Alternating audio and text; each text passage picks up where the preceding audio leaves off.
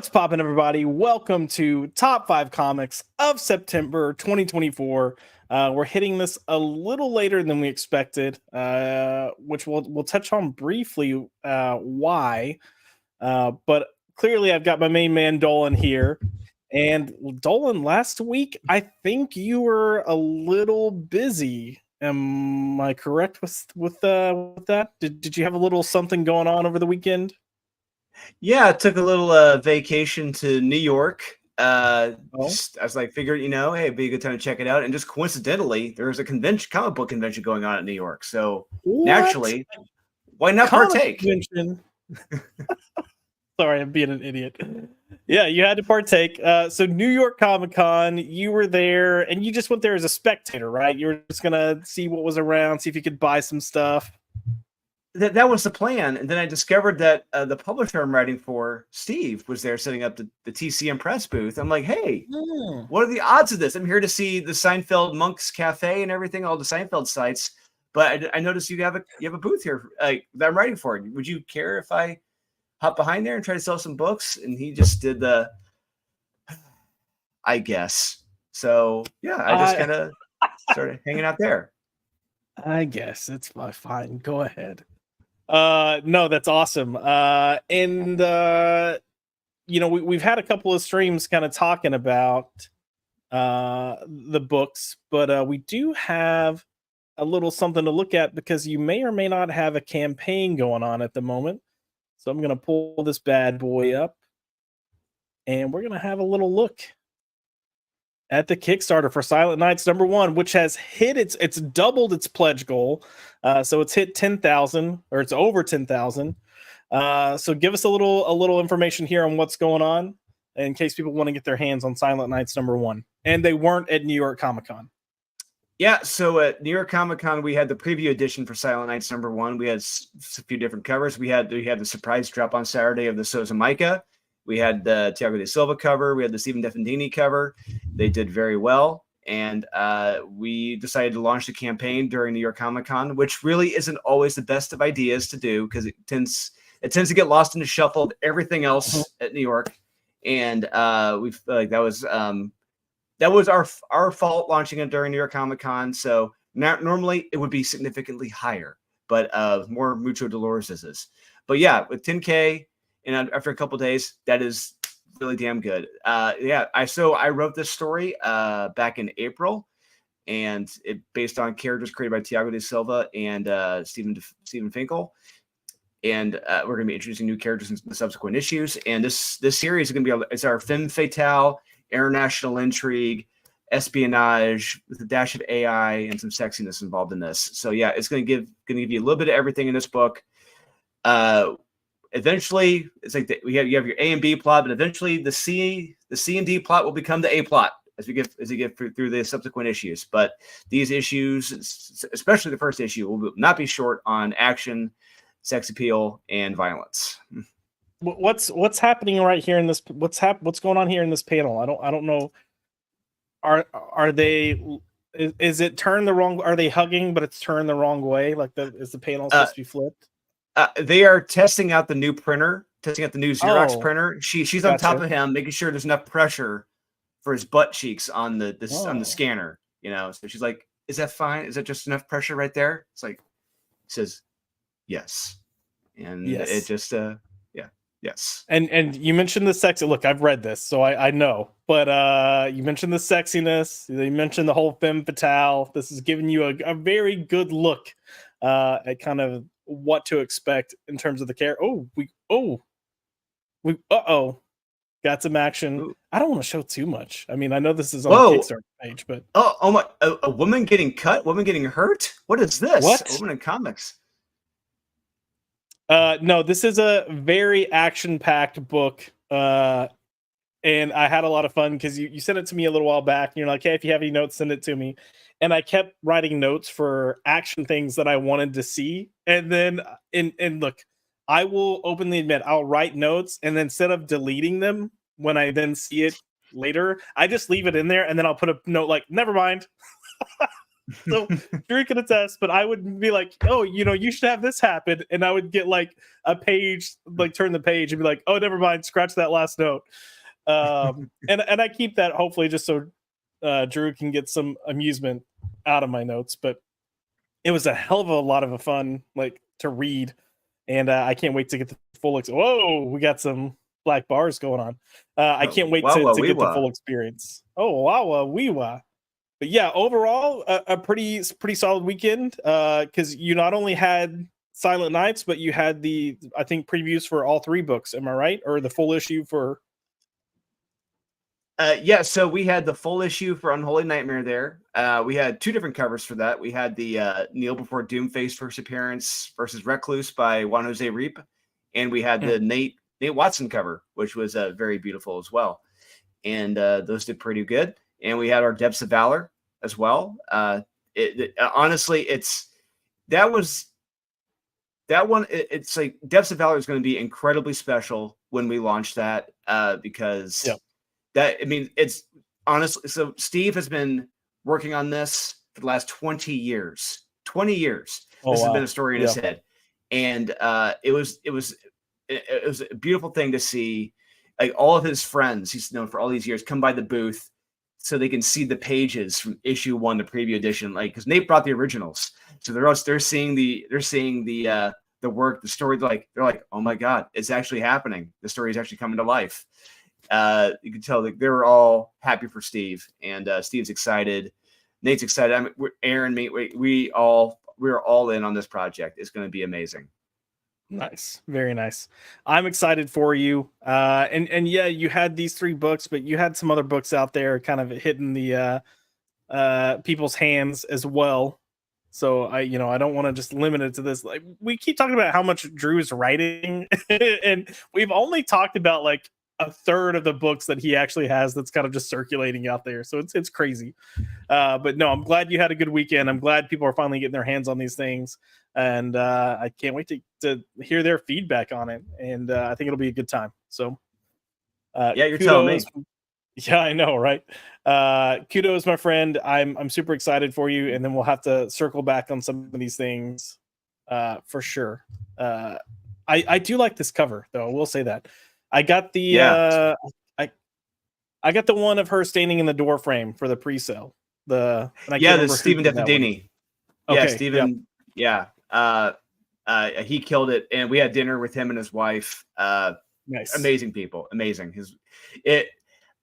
I'll get more into it. Like, I'm sure on Friday night with Max, plenty of time for stories, and there is Saturday night was amazing. It was hilarious, especially the conversation between Stephen's wife and Aaron Sparrow. It went on for quite some time. It was hilarious. I'll have to tune in. That's gonna be exciting. Because we haven't had a chance to talk at all. Like, I kind of just texted you briefly yesterday and was like, at some point we'll have to catch up on New York. But I think we've all just been insanely busy kind of coming out of the weekend. But we are here to talk about the top 5 comics of September. Before we get into the comics, though, we do need to go through and do some shout outs. And we've got Cage and Corey in the house coming up with, I know the stream is for September, but I'm going to skip to October and say top comic is Unholy Nightmare, good book. So Corey did get the book. He read it. He liked it. He shared that with me a few times now. So you've got some. Did you have anyone kind of come up and mention anything at New York about they read it, or have you had someone reach out on Facebook or anything else since getting it? I've had people have started getting it, and people who were messaging me like asking where their book is, they wound up getting it like the next day or so. But I can't control the mail system. I'm sorry, I can't. And but people are enjoying it. People are really liking it.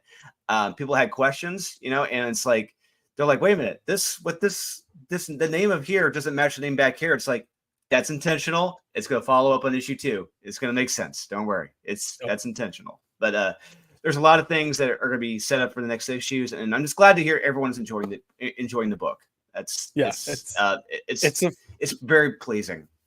It's a fun read. It's like a refreshing, like, Saturday morning cartoon, just fun, action packed horror romp, like total 90s. Like, it's good.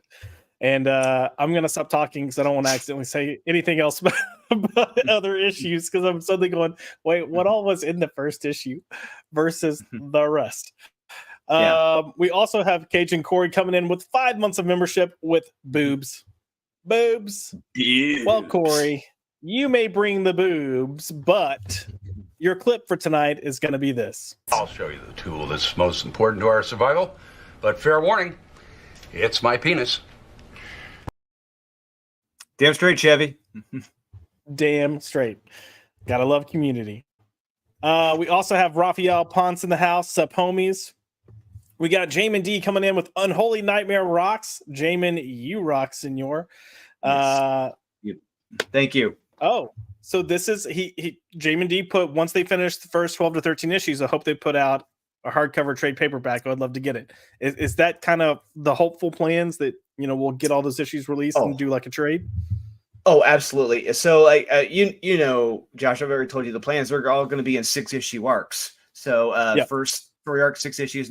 Second is 6. So, yeah, we're going to do 6-issue trade paperbacks, and then eventually, as we get this volumes 1 and 2 done, they'll be collected, and then when we get the third, I'll be collected. Yeah, there are going to be plenty of reprints, trade paperbacks, hardcovers. Yeah, this will be happening.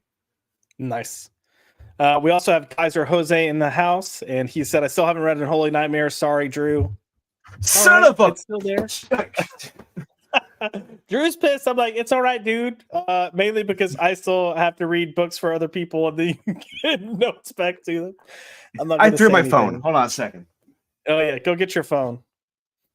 And look, now we know that Drew was wearing pants. So that's Yes. good to know. We have the man himself, the MVP, Maxwell Von Priestley, also coming in with 5 months of membership. Max, brother, happy to see you here. He did add woo, favorite part of my night, indeed. Max is our brother from another mother, and we love Max. We're gonna give him a little action here. Bring me Thanos!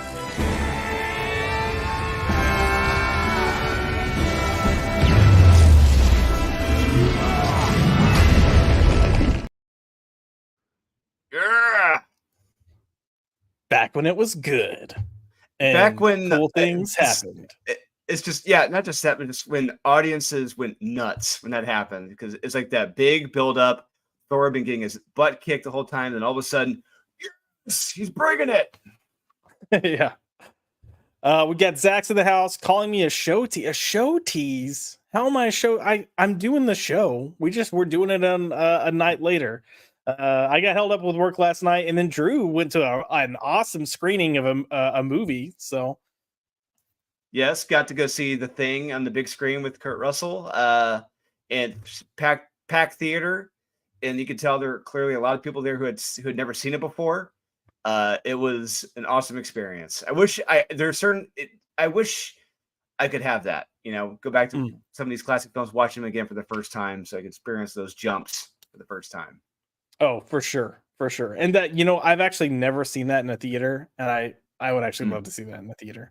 I feel like that would it's be awesome. Pretty, yeah.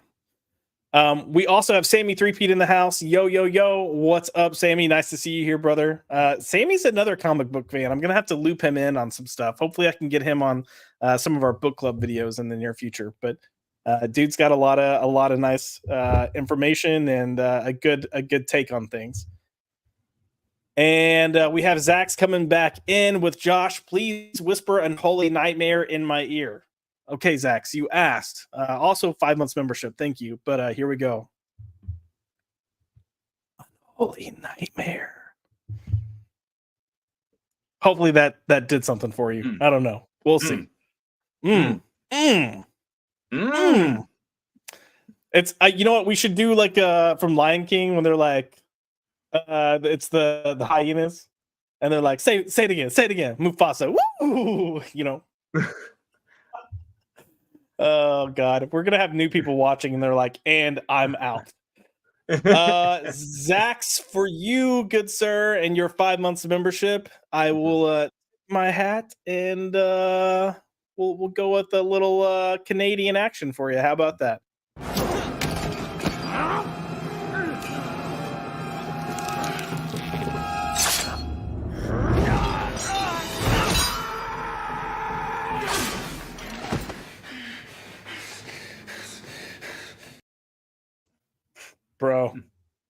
I remember being in the movie theater and that moment happening, and I was like, "Oh, it's happening!"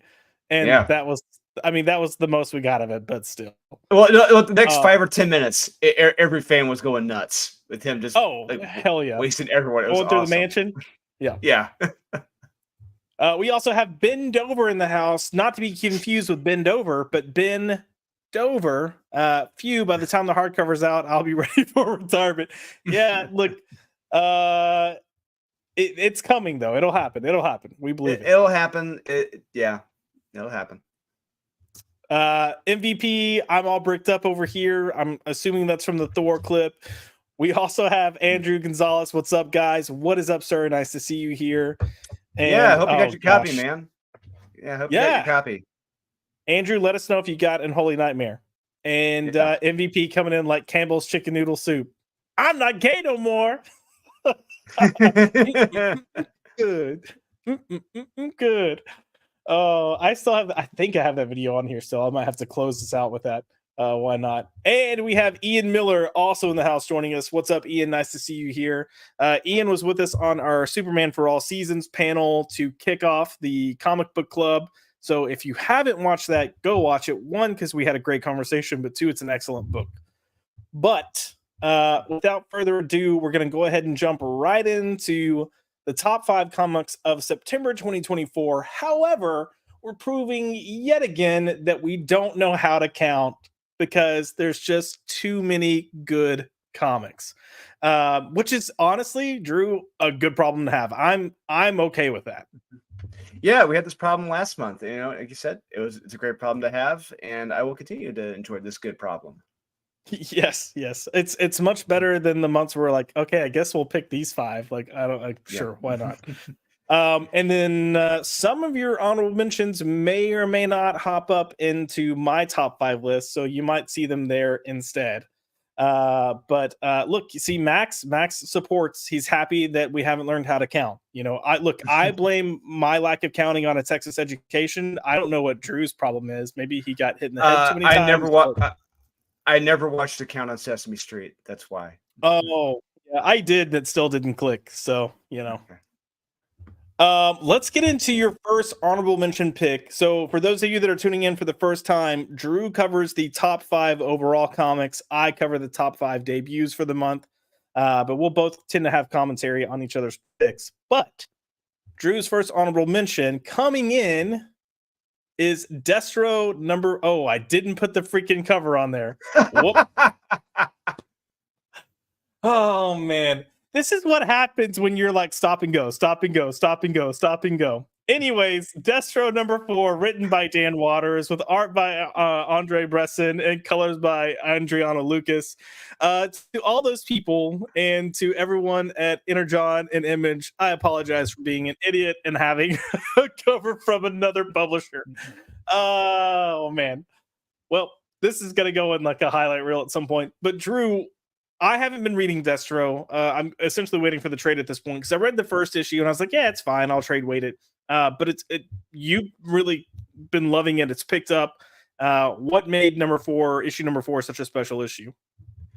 Like I said, each one is steadily getting better. Each issue has been an enjoyable read. The art fits the story very well. It's great seeing Destro with his back against the wall in more ways than one, especially when it comes to his company. You got the Crimson Twins, pretty much. I'm sorry, I think not the Crimson Twins, but like it's the twins in this. They're pretty much stepping out against Destro, and Destro's got to take them on, as well as Cobra Commander. It's just like he is being encircled by all the other villains trying to take him out and control his company. It's got a great cliffhanger at the end of the book. I do encourage everyone to check this out. This was one of the ones I was kind of worried about. We weren't sure it was the big head scratcher. We're like, Dan Waters on an IP like this? What the hell? But no, he's actually stepped this game up from issue 1. They're very enjoyable reads. Yeah, and Dan's not really known for being the most action-packed writer. So do you feel like he's delivering on some solid action? Or I wouldn't. The action is okay. Okay. It's not great. which kind of has me a little worried about Nightwing because he's going to be writing Nightwing. I'm like, dude, Right. you got to be stepping your action up, bud. But unless he's going to take the Tom Taylor route and just have him, going around giving out money and saying how capitalism is evil, then okay, we're good. Yeah, I mean, don't forget Tom Taylor also let the villain just like kill people without Nightwing actually doing anything to stop him for his entire run. So entire run, yeah. What a joke! Yay villainy!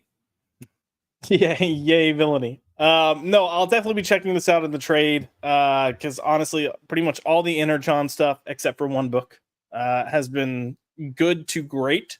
And dude, I was thinking about this the other day because we always do our top 10 list for Max's channel at the end of the year.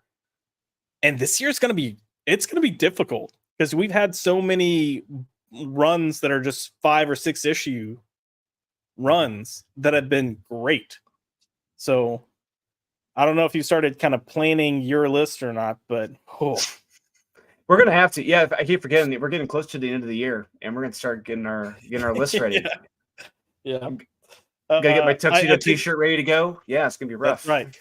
I think my my top 10 worst comics is gonna be easier than my top 10 best. So that'll be fun.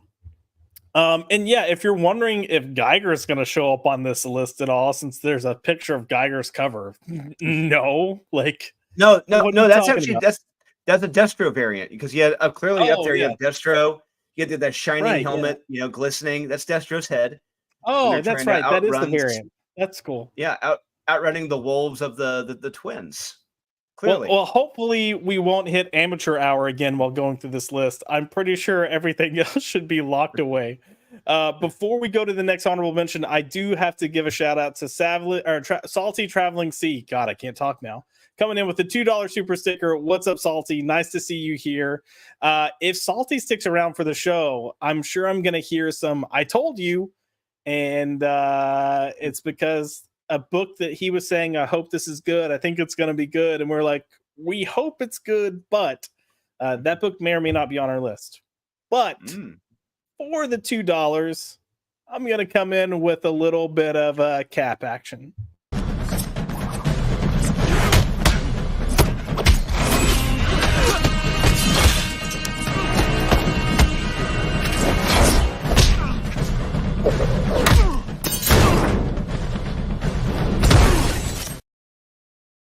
Yeah, I love that fight scene. Such a good fight. That's the same stunt coordinator from the Daredevil Netflix series. So yeah, I like that Makes one. But sense. for me personally, I get a kick out of him versus Bat Rock the Leaper on the boat. Because that's you never think that's a character you never think you're gonna see in a movie or TV show. He's fighting Bat Rock the Leaper, and who do you get? You get GSP, baby. It's like, fuck yes, let's do this. I also love, Cap on the boat, just like yeeting people off. He's just like running along the side and like, boom, you just see him go flying. Oh, it's good. It's good. Salty is accusing me of wanting more Nightwing jam-packed butt issues, just as long as it's not that terrible, whatever the butt issue online. It was bad. It was bad. I don't know. Wasn't it like the highest rated, best reviewed comic of the week when that came out? It was on League of Comic Geeks. It had a 6. That's what it's rated, like a 6, Drew. Like I think the lowest we've seen has been like in the 60s, maybe the 40s, and that had a 6. That's like getting a D cinema score. Pretty much. Oh, it was bad. Bindover said Destro could have been a 3-issue special and it would have worked 100% better. Do you agree with that? Is a little too much of a slow burn? It could be seen that way. Yeah, honestly, I could see it being a 3-issue special. Yeah, probably. Yeah, absolutely. You could spin it up a lot faster, more adrenaline filled. Yeah. Max is correcting or letting me know the issue was nothing but Nightwing. Yes, with the 2 T's in the title. We're not even going to talk about it. We're just going to move on to the next honorable mention, which is Green Lantern number 15, written by Jeremy Adams and Philip Kennedy Johnson, with art by Fernando Passarin and Montoso. I don't know. It's one word. And then colors by Gosh, these names, man. Where are we pulling these people from? Romulo Fajardo Jr. and Adriano Lucas. Okay, now I have not been keeping up with Green Lantern. And I blame. Look, I love Jeremy Adams. I think Jeremy Adams is great. I hit the pause button because DC pissed me off because they like stopped and then went into like an event 2 issues in, 3 issues in. So tell me about this. Where are we? As far as I know, this is the kind of like getting close to wrapping up the arc, this issue. Is that right? Yeah, pretty much. Yeah, kind of. This one was an absolute dumpster fire tie-in, and Hal didn't have his power ring, so he's actually he's flying jets in the sky, flying the bat plane, which is pretty damn awesome, and to go get his power ring charged. And yeah, this was an action-packed, adrenaline-filled issue. I love it. You have Hal being Hal, not being able to rely upon his ring, being the balls of steel test pilot that he is, and that's awesome. I loved it, and it just goes to show you someone can tell a fun, kinetic, action-packed story, despite it being centered around an event that is very lackluster. And yeah, Jeremy Adams did a terrific job here. This is a very fun issue. Yeah, I've kind of made comments before, and look, it's not always the case, but a lot of times you can tell you have a good writer on your hands when they can have their story get interrupted to tell a piece of a story for an event, and they actually deliver something that's better than the event. Like, so real quick, Aaron and I, we met Jeremy Adams. Jeremy came to our booth. Jeremy was at the TCM Press booth talking to us, and we told him, dude, you are the one. You are one of the best. You are one of the top 2 at DC. You are. It's just, if they don't give you any other top, I know you're doing Aquaman. It's fantastic. He'll kick ass on that. I know he's doing another book as well. But dude, he needs to be given Superman or Batman at some point. He's earned it, and I hope that happens. Well, and the thing about him too is he's reliable to tell a long form story, and DC needs a good long form story. And I would say Batman needs it more than Superman at this point. And I say that because Philip Kennedy Johnson has done a solid job with Supes. He had a decent run there for a while. I think they're doing too much with all the Superman family people right now. But yes, too much. Yeah, too many. Batman needs some TLC because it's been sucking under what's his tits. I can't even think of his name. Oh, Chip, that guy. Yeah, Zdarsky. Yeah. There we go. Yeah, not a fan. No, glad this is going well. This is another one I'll probably end up having to catch up with in trade format just to check out, because I'm hearing a lot of people that are enjoying this. And it's my understanding that this his run is kind of even tying in with the Green Lantern War Journal book, and it's all coming together for this all-in kind of moving forward. So the recent issue, the most recent, because their own little self-contained event they got going on. It ties into what happened to the John Stewart books. Like, if you read the first issue of that event, it's like you're going to be a little lost if you haven't read John Stewart, because it ties in with that ring, its powers, where it came from, and John Stewart. And but regardless, it is a kick-ass event, and that's an example of where you have a fun event and it's self-contained, and I can't wait for the next issue. Nice. Very nice. We're going to move on to our next honorable mention. And oh, look, here it is. That cover looks somewhat familiar. I mean, minor differences. But we've got Geiger number 6, written by Jeff Johns, with art by Gary Frank and colors by Brad Anderson, who likes to be called Brad Anderson. But Brad? Yeah, I don't know. It ties back to when he was doing stuff with DC on Aquaman, and for some reason he was getting called Brad, and it was at Comic-Con. So I don't know what the story was, but Brad. Drew, so I'm gonna lead with this, because when Geiger first came out, before Ghost Machine, we were pretty fond of it. It was a decent book, you know. And then Ghost Machine came about, and then they just were kind of retreading water. So what have they done by this issue that's kind of helped elevate the book back to where it used to be? Well, Jeff is doing several things here that he wasn't doing or didn't do in his first run with Geiger. One, it's like we're seeing Geiger as an actual hero here. We're seeing him. We didn't really see it that much, kind of, sort of, not really, in the first run. What's fun here is that we're seeing more of the world. We're not just seeing Vegas. We're seeing all these. We're seeing what, in this, for example, in this issue, we see what a zoo or wildlife would have been like if it survived in a post-apocalypse. And this issue is pretty much a self-contained issue about Geiger's dog, Barney. Barney's been captured by poachers, and they're in this zoo where all these animals, and let's just say it all doesn't go according to plan for the poachers.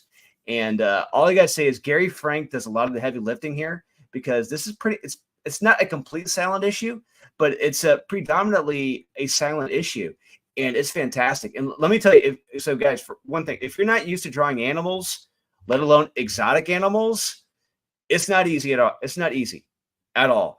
And what Gary has to draw here, it is flipping gorgeous. It is beautiful. There's like a double page splash he does of all these animals like exploding out of the zoo. It's like, that probably took him a while to do that. This was a beautiful looking book, beautiful story. It's a self-contained, focused on Barney. It's terrific. It's got a little Twilight Zone-esque vibe to it, you know, especially at the end. Do check this out. Absolutely. And yeah, I'm going to second you. I've heard many artists talk about how they struggle to draw animals, and they can draw beautiful humans. Their pages look great, their comics look great, but they'll openly admit like they struggle. And I'm trying to remember who it was, but it was Comic-Con one year. There was an artist, because you can go to like the artist panels, and they'll have like 5 or 6 artists from the publisher that's up there, and they'll be like drawing and talking, and they've got a screen showing what they're like sketching out real quick. And someone was like, yeah, I don't know what it is. Like I was hired for a book, and I was supposed to draw a horse. They're like, I tried like 20 times and I couldn't draw a horse. And I was like, I'm going to have to get a friend to help me with this. But you know, it's interesting. It's funny how that works. I have no artistic talent when it comes to drawing, so I can't even imagine. But yeah, beautiful book. And you know, if you have the right artist on stuff that is a silent issue or mostly silent issue, it can land really, really well. I've had some silent issues that I've read that just, for whatever reason, had much more of an emotional resonance to them than if it had dialogue in there. And then I've also had the opposite experience where I've had silent issues and I regretted flipping through those pages because the art was not up to par to support a silent issue. But we have Ian coming in with a comment on Brad Anderson's colors, but he said he loves Brad Anderson's colors. They're so warm and vibrant. I agree. And you know, warm and vibrant, but he can do bright really well as in addition. Not just real quick, not just colors. Brad is actually a very good penciler too. He's really damn good, and he doesn't get enough work penciling, which is crazy. Didn't he do Aquaman for Rebirth? Was that him or is that somebody? I'll have to go back and look. But he might have after Ivan Reis. Yeah, he might have. Yeah. No. I'm sorry. Ivan did New 52. I'm sorry. Yeah. It might have been him. Yeah. I'm doing a little looky loo.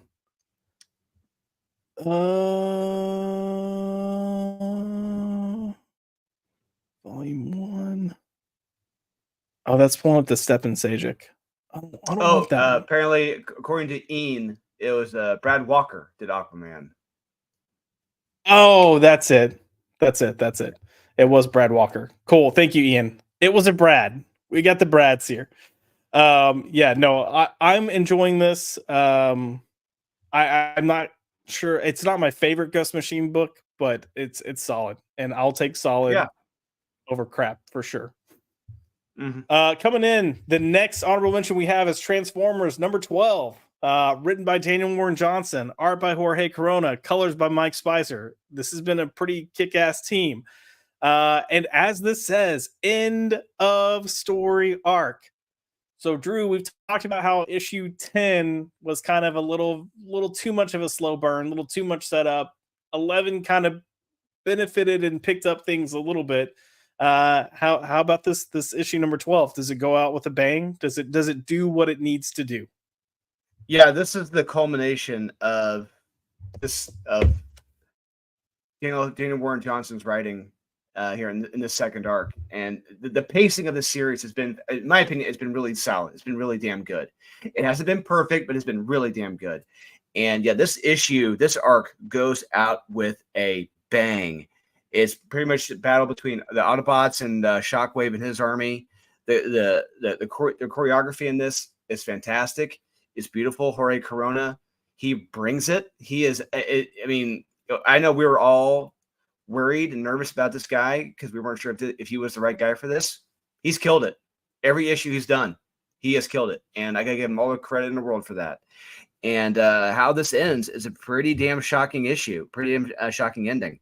And I really can't wait for so the next issues after this have been really good as well because we're focusing on Starscream. But yeah, do check this out. This is an action-packed issue, and things will not be the same after issue 12. Nope, definitely not. And I agree with you with the pacing. He's had some nice like ebbs and flows with the pacing. And sometimes when you're reading that on a monthly kind of read along, it can feel a little slower.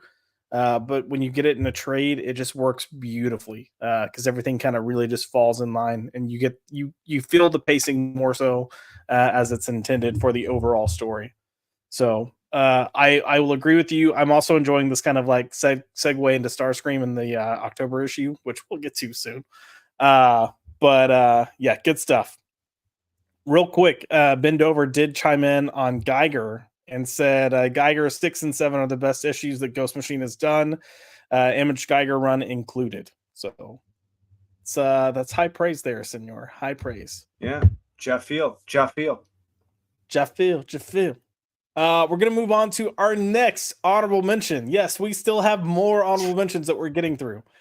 And the next honorable mention coming in is Feral number 6, written by Tony Fleeks, art by Trish Forstner, and colors by Tony Rodriguez. Oh, man. I don't even want to talk about this issue.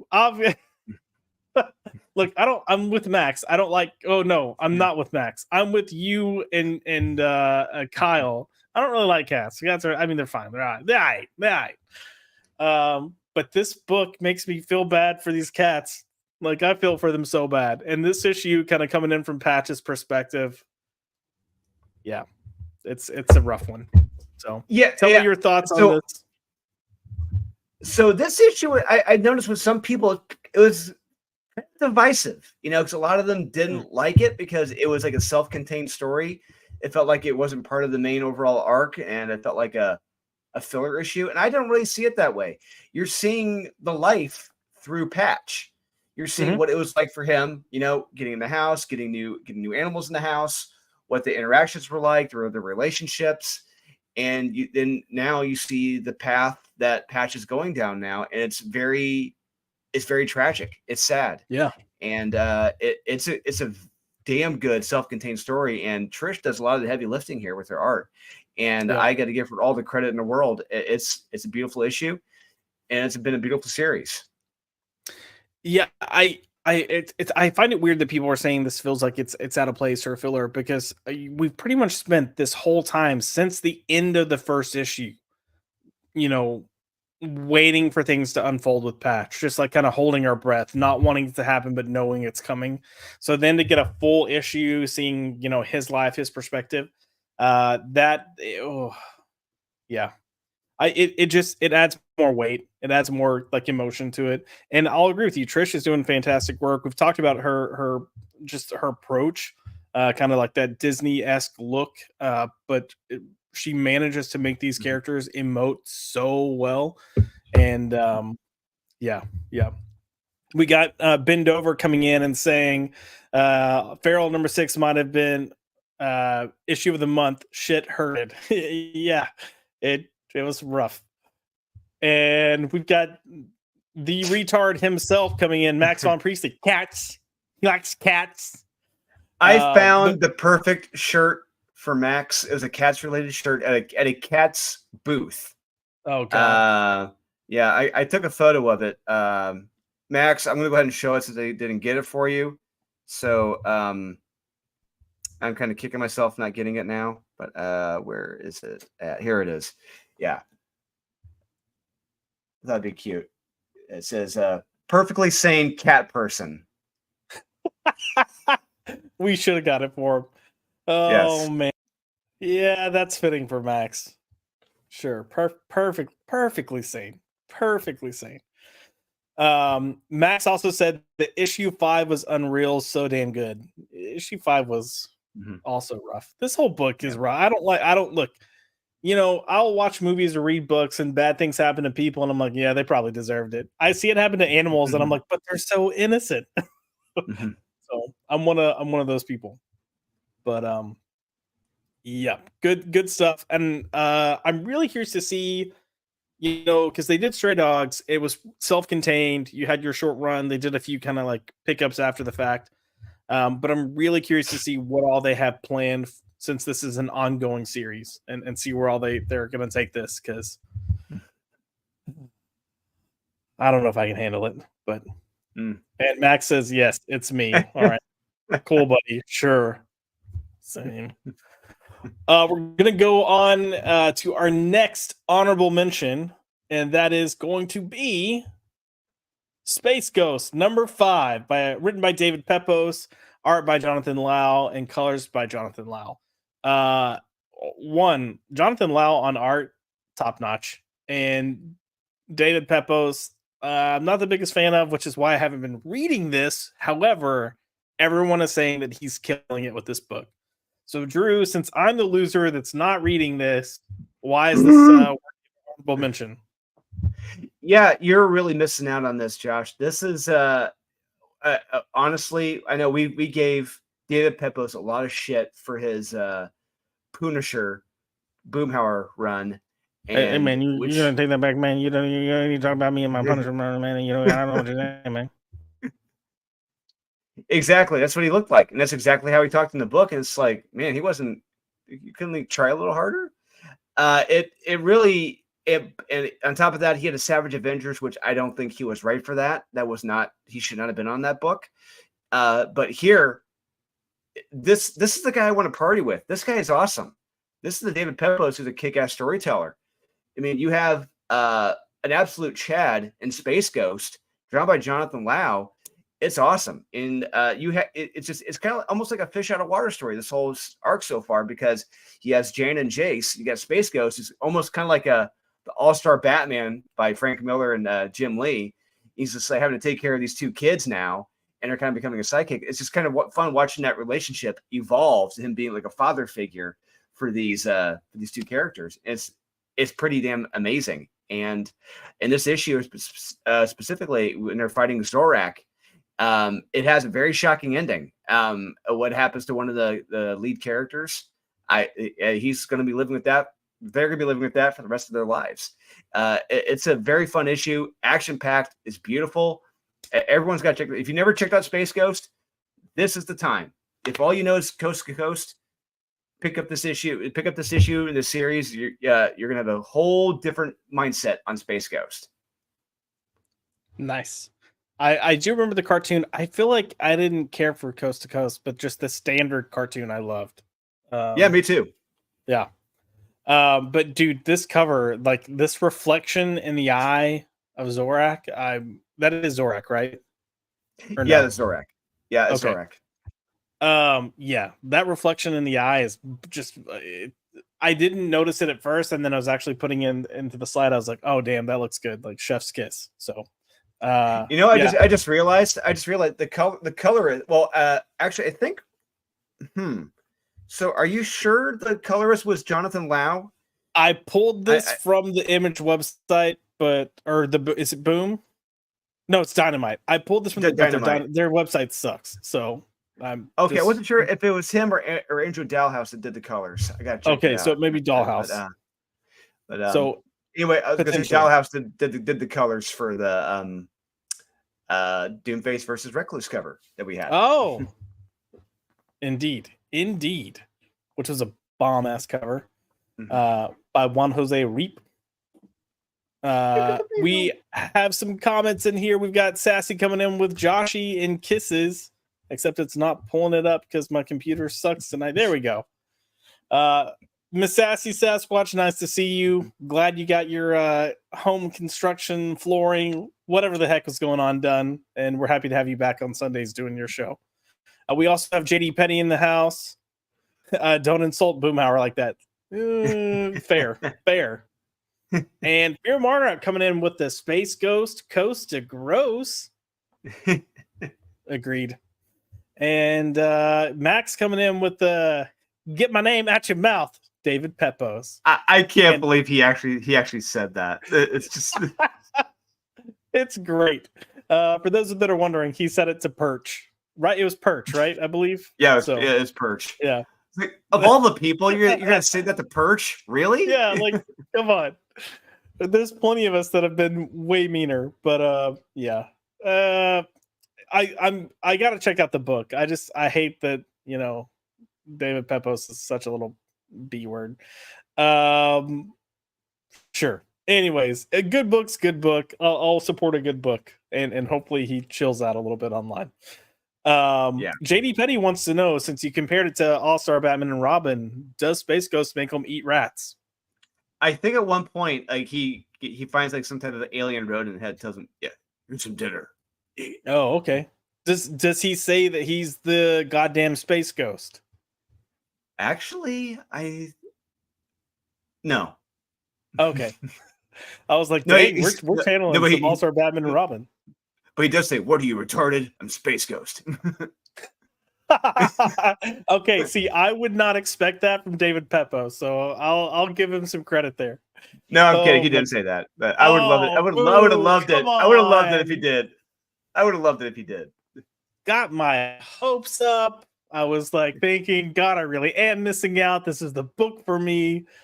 Well, it is what it is. We do have Cannoli Sasquatch coming in. It was good to see you, sir. Cannoli is kind of newer to comics, and he's spending way too much money buying omnibus after omnibus after omnibus. But I love his excitement, and I love having him send me a message and be like, I just read this, and give some thoughts. He's like, what should I get next? As he's got like 20 omnibus he hasn't read yet. So it's always fun to see people when they're first getting into comics and just loving it. So and look, here he goes. Just got my Rook Exodus #6. Fantastic. Yeah, I'm glad you're checking that book out. It's a beautiful book. So yeah. And we got Fear Monarch with Nothing Will Ever Top the Classic Comics Are for Retards panel. I don't know if I know about that, but maybe I should pick that up at some point. That's not ringing a bell. Yeah. Fear, let me know what that is, because I'm curious. Yeah. I might be interested. We're gonna go ahead and move on to the next honorable mention. And we've got Flash Gordon #2, written by Jeremy Adams. Jeremy Adams making another appearance here. Art by Will Conrad and colors by Lee Loffridge. This is just a fun book, and I'm not a Flash Gordon person, but I've really enjoyed this. I wouldn't even say I'm like a big space sci-fi type person, but this is just solid storytelling. Yeah, it is. And like I said, we got to meet Jeremy Adams when we were at New York. He came by our booth. No big deal. But I told him I had to give him the highest compliments on Flash Gordon, because I told him, one, it's an awesome story. Two, you have your back against the wall when you're trying to tell a pulp story with Flash Gordon. That is not going to be easy. But yeah, he's loved it. He's loved writing it. And Will Conrad, amazing artist. I actually met him at New York Comic Con. I got him to sign a couple copies of Flash Gordon for me. And He's not what you think. He is a very well-dressed Italian man, and just very thick accent, just like kind of dressed like a two-piece suit and everything. Look slick, and it's like, oh, okay, was not expecting this. I was expecting like some guy from like middle of nowhere, Kansas, with a t-shirt and jeans. Right. No, I would not have expected his name like that Will either. Conrad. Yeah, with a name like Will Conrad. Yeah. Oh, yeah. Yep. That's awesome. That is awesome. But anyway, this issue is a lot of fun. It's Flash Gordon trying to escape, being under bondage more or less in this war planet, and he comes across some old villains that he used to face back in the day, and this could be a situation of where the enemy of my enemy is my friend. But we'll see. But yeah, let's just say there's going to be some battles to the death coming up, and yeah. This is a very fun series. It's only been 2 issues, but I'm loving it. I can't wait for the next issue. Yep. I think the 3rd issue come out this week. Is it this week? Someone actually, we had the quarterly issue. They had the Flash Gordon quarterly. Or unless the 3rd issue came out last week, and then if that's the case, I missed it. Gotcha. Jamin D put all 3 issues have been so much fun. I don't know if it's been all 3 within Flash Gordon or if it's just these 2 in the quarterly, but I've read the issues 1 and 2 in the quarterly, and yeah, I'm on board. I'm enjoying it, and this isn't the first time you're going to hear me say this tonight, but Flash Gordon is not a property that I'm like, ooh, let me get excited about this. I thought I was going to dislike this, and I was like, well, there might be some hope because Jeremy Adams is writing, and then I was like, all right, no, this is a shit ton of fun. We have Eric Breen coming in, also confirming Flash Gordon is excellent. So there we go. There you go. That's the law talking. Oh, Fear Monarch explained that the comics are for retards panel is apparently from an issue of Mark Miller, of course, on his. Oh, okay. See, I don't remember that. I'll have to go back.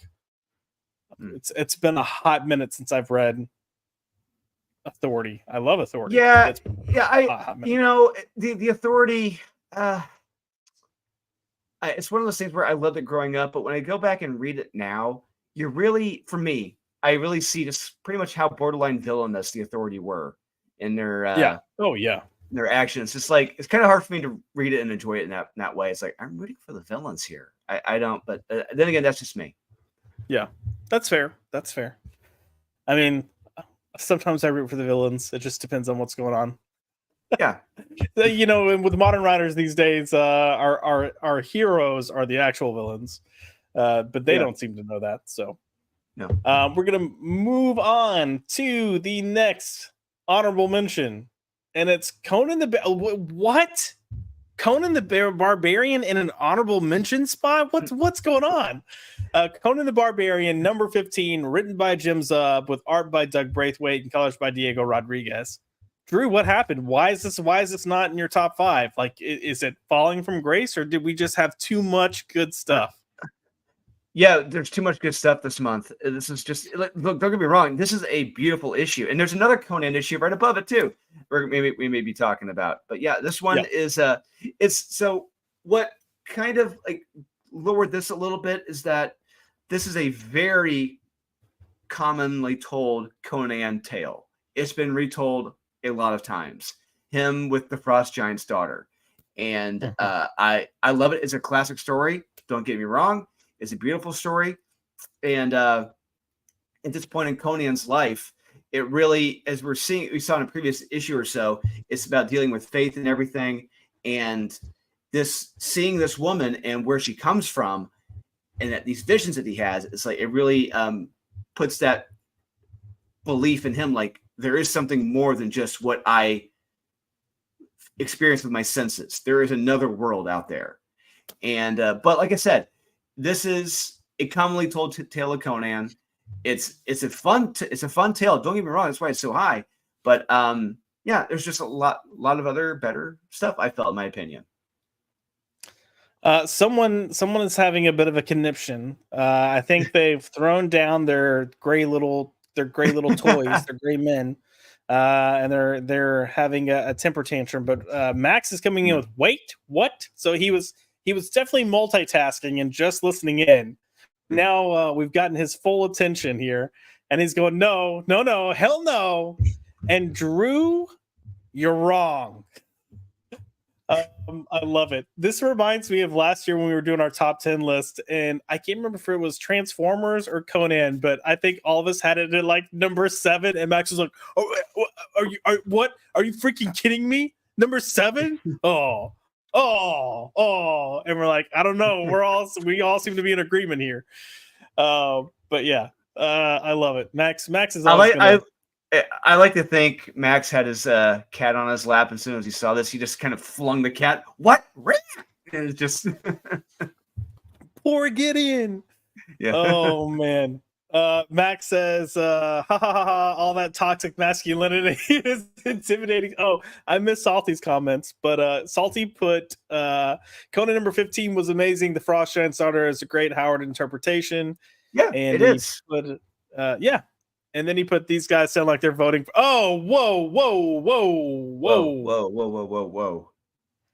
I just want to say, I didn't place this here. This is all Drew. So these guys, I don't know where that's coming from. But yeah, no, I think Conan is great. We do have another book we'll mention that Drew also had in his honorable mentions, but maybe it's popping up on my list. So we shall see. But with that, we're gonna keep Max from destroying his apartment and smashing windows and then crying in the closet, screaming why. And we're gonna get in. Yeah, again. I love it. He's like, oh, accurate, Drew. So he threw Gideon. Poor Gideon. We're gonna get into our top 5 now. So we have made it. We've gone through our honorable mentions. We've had a lot of freaking incredible books. Now that I'm thinking about it, I should have had an honorable mention for mine, and that would have been the Lobo special that came out, and I completely blanked on it. That? I thought that was beginning. I thought that was beginning of October that came out. Oh, is that? Hopefully, it is. It's October. It's October. Okay. That's not September book. That would have been on here. Trust me. Okay. See, if you can look at my room right now, I've got piles of books all over the place. Because where I was keeping like 4 piles of, monthly number 1s and then monthly catch up.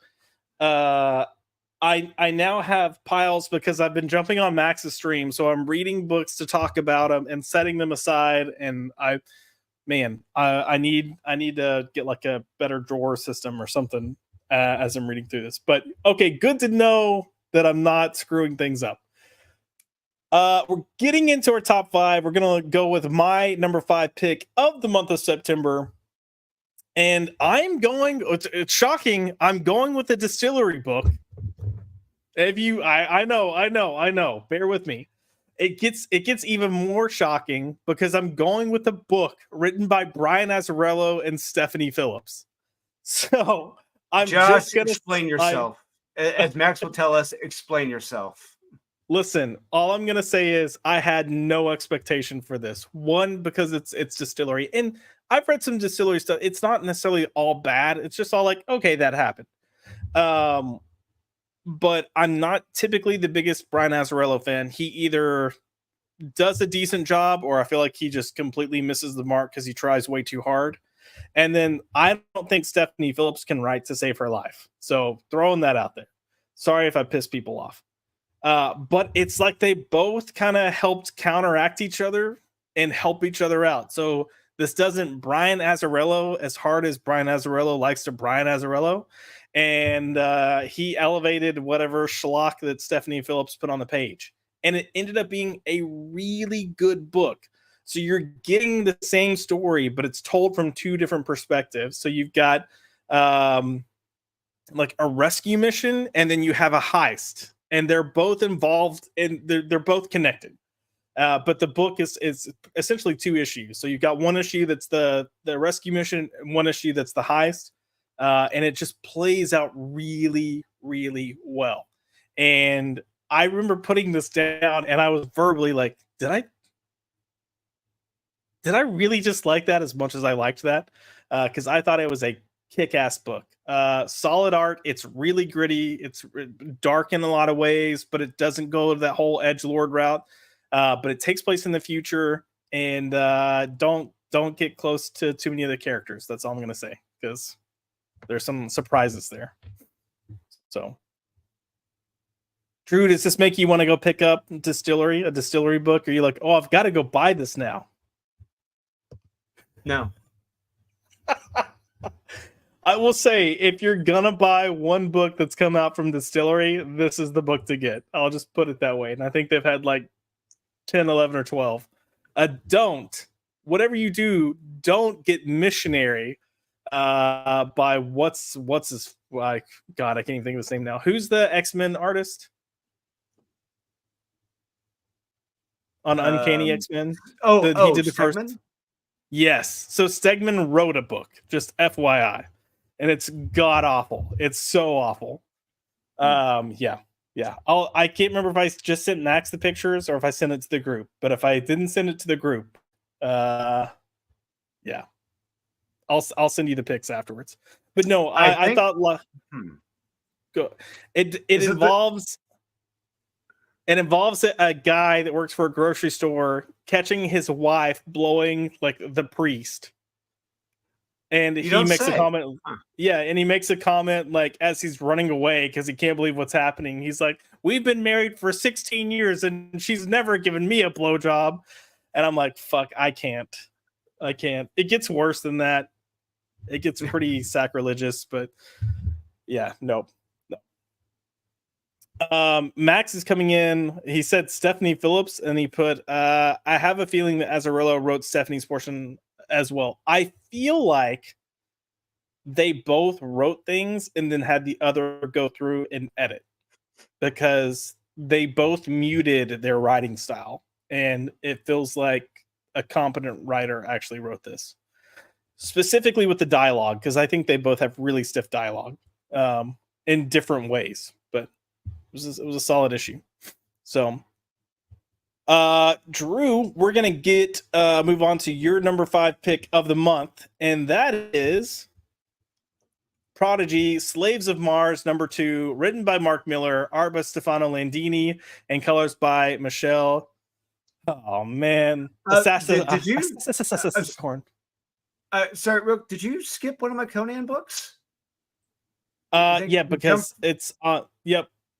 Oh, but you didn't have it in your top 5. Yeah. Oh, okay, yeah. Gotcha. All right. I've got another book that was in your recommendations too that's coming up. Okay. So. Okay, gotcha. Yeah. All right, cool.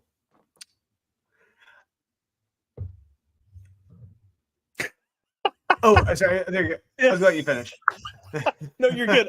Prodigy. I haven't read the second issue yet. I love the first issue. I'm just behind with this at the moment. So, tell me what worked with this? Because when we left off at the end of the first issue, he was, ran into his brother. Well, not ran into it. He pretty much went to his brother's house to try to get some support because his whole life has just exploded. It's been turned upside down. So what works here, and tell me what's going on with Edison. Yeah, what's great about this is that Edison, he's lost everything at this point. His company, money, everything is gone. He is on the run, and he had to go seek refuge in the arms of his older, smarter brother.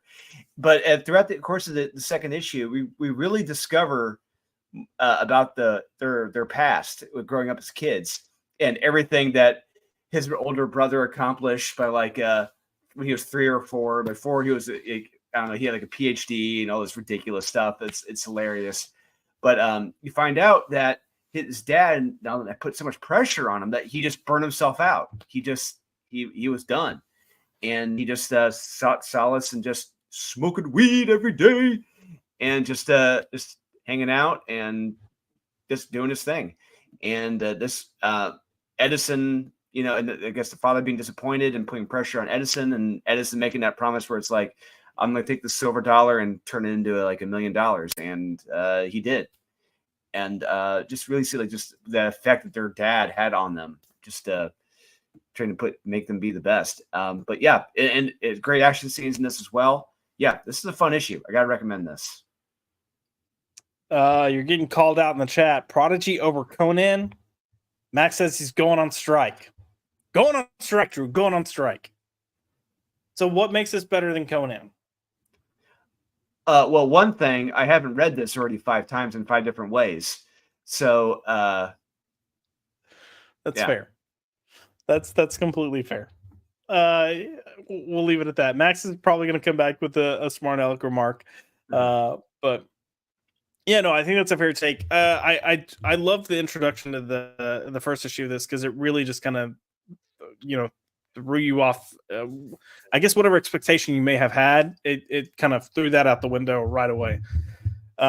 So I like that Mark Miller is doing these just tight, contained stories. Like they're just really good punches of a good story coming in.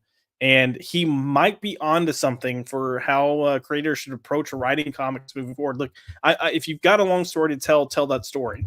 But the way he's kind of releasing all these different books and little just short punches, I think it's working out incredibly well. It's keeping interest up, and because he's dovetailing his titles, it's keeping an overall interest for the universe. So good stuff. Good stuff. We're going to move on to number 4, and hopefully Salty won't be ashamed of my picks as we continue on. But for number 4, coming in for the month of September, I have Batman, The Long Halloween, The Last Halloween, number 1, written by Jeff Loeb, art by Eduardo Rizzo, and colors by Dave Stewart.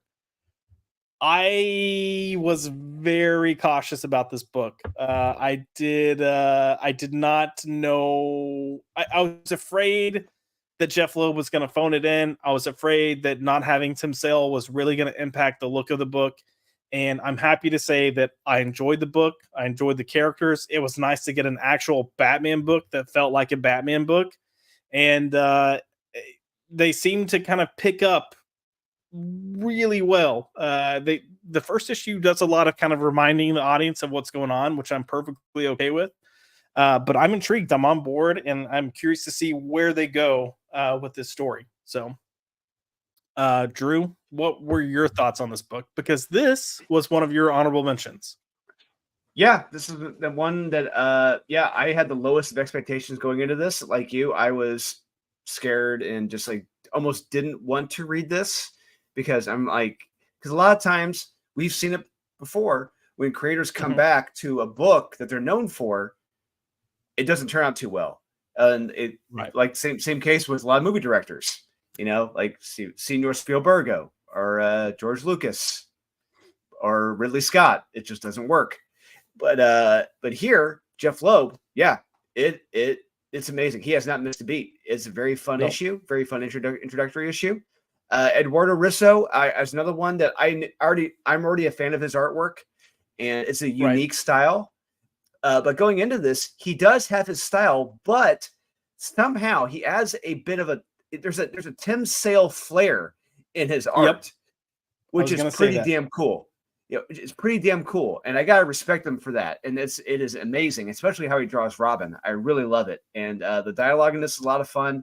There's one line I haven't forgotten from this. I love it. It's when Batman says, "This is so much easier when it's just me," and it's true. But yeah, there's a lot of moving parts in this. You got stuff going on with James Gordon, stuff going on with Catwoman, Batman, as well as Two-Face and his wife, and Solomon Grundy. There's a lot of subplots going on in this, and there's a lot to take away from this and enjoy. Yeah, the especially the ending and the characters that are confronting and the characters that are there to confront, and I don't want to give it away, but the character they confront and what happens, I was like, oh, okay, well, I didn't see that coming this early in the book. So I really enjoyed this. And yeah, we're talking about Eduardo Rizzo's art and how it's got that Tim Sale flair.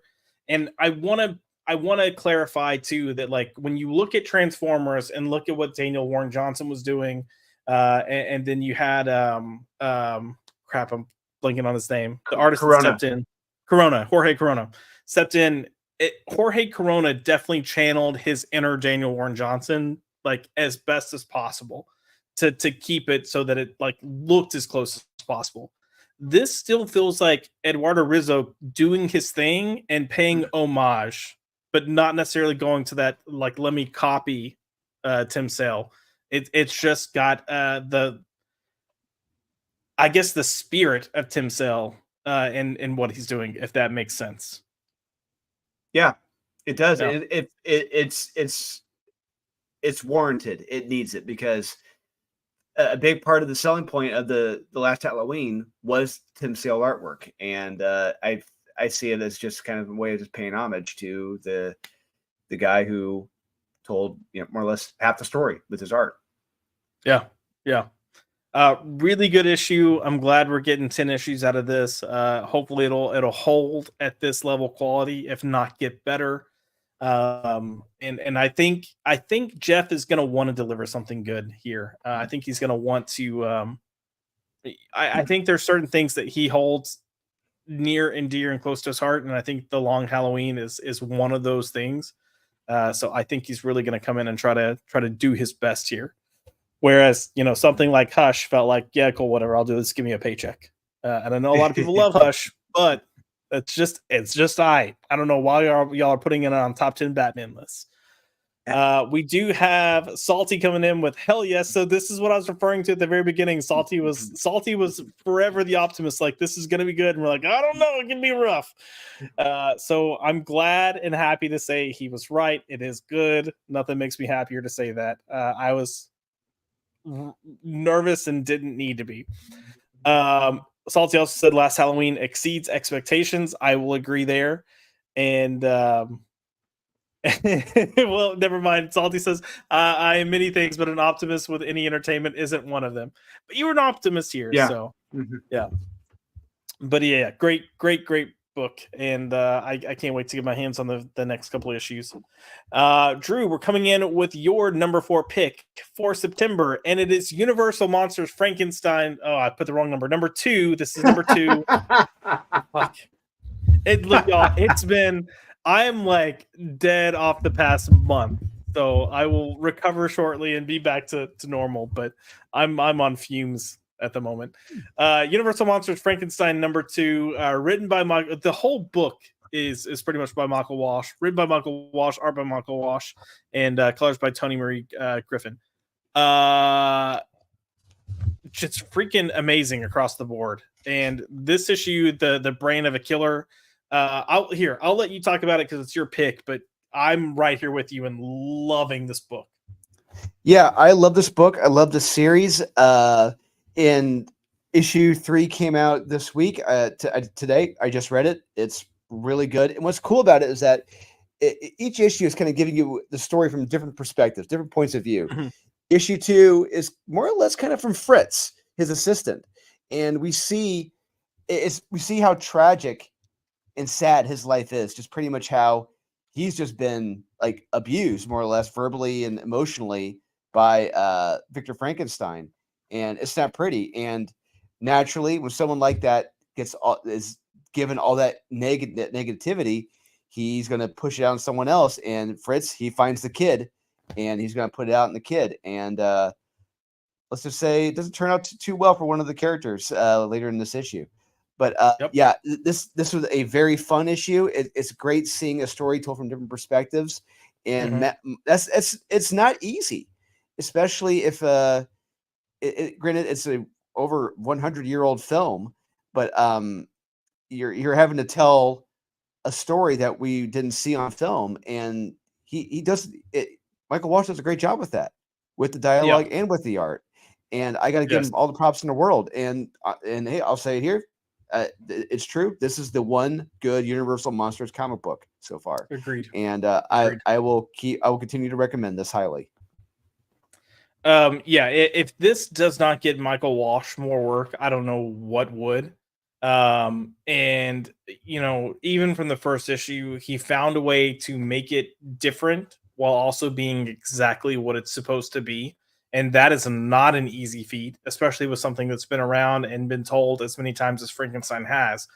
But I'm with you. I love I love how each issue is told from a different perspective, because it helps give each issue a slightly different tone. You also get to see potentially different sides of the characters, And I'm sad that this is only 4 issues total. Like, I wish this could get to my flub here and actually go 15 issues. Wait, hold on. Are you sure it's only 4? Hold on a second. Yeah. Wait a second. Is it? Oh my God, it is. Shit, that's Yeah. not fair. No, I know. Yeah. I'm so pissed about that. But the between just the storytelling is so fully realized. And I mentioned this when we discussed issue number 1, but Michael does a really good job of letting his art speak when it needs to without dialogue. And I feel like it makes the book so effective because of that. So yeah, good stuff. We have Salty coming in. Perfect choice, brilliant story and pacing. Completely agree. Frankenstein has been fantastic. Max is coming in with the book. Really, this book really has been amazing. So, is that Max saying that he thinks this is better than Conan? Because I think he's saying this is better than Conan. Yeah, Salty Pit Wash is killing it with the art. Agreed. But yeah, absolutely. Best part, no 3D assets. Yeah. Oh man, good stuff. Yeah, no, loving it. If you're not reading it, go get the first 2 issues, or I guess issue 3 came out today. So go get all 3 issues. Don't miss out. It's spooky season. Why are you not reading this? But we are gonna move on to our number 3 pick.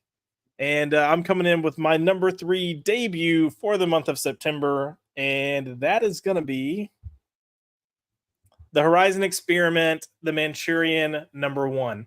I don't think anyone else read this. It was like one of the last books that I read because I didn't expect anything from it and I didn't expect it to be as good as it was. But it's written by Pornsak, and I'm going to butcher his name. Pornsak! Pishishodi, I don't know. Art by Terry Dodson with colors by Rachel Dodson. I missed the Tony there. I'm fucking up these slides tonight.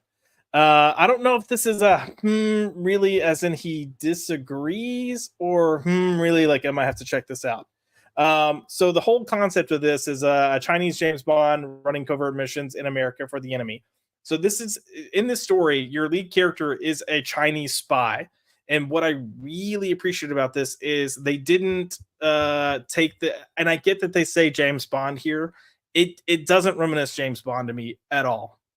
It feels very normal to what and how China's spies actually operate, because they do operate differently than our spies do. Like their goals are very different than ours, and it plays here.